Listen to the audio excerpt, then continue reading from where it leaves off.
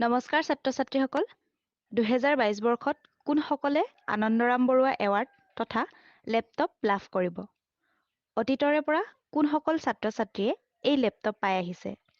আজিৰ ভিডিঅ'টোত এই বিষয়ে তোমালোকক জনাম গতিকে এতিয়ালৈকে যদি আমাৰ চেনেলটো সাবস্ক্ৰাইব কৰা নাই কৰি লোৱা যাতে আমি দিয়া প্ৰত্যেকটো শিক্ষাৰ লগত জড়িত ভিডিঅ' চাব পাৰা ছাত্ৰ ছাত্ৰীসকল কেইবছৰমানৰ আগতে ফাৰ্ষ্ট ডিভিজন অৰ্থাৎ 60% পোৱা সকলে লেপটপ লাভ কৰিছিল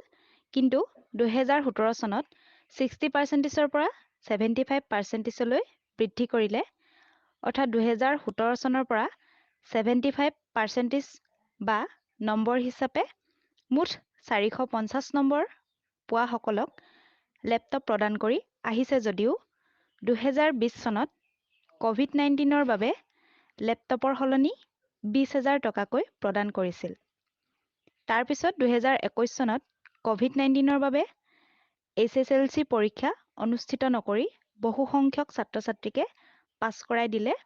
আৰু 2021 চনৰ লেপটপ দিয়াৰ কথা এতিয়ালৈকে উল্লেখ কৰা নাই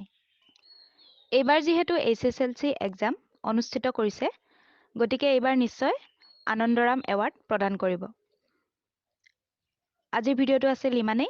যদি ভিডিঅ'টো ভাল লাগিল ভিডিঅ'টো লাইক কমেন্ট শ্বেয়াৰ আৰু লগতে সাবস্ক্ৰাইব কৰিবলৈ একেবাৰে নাপাহৰিবা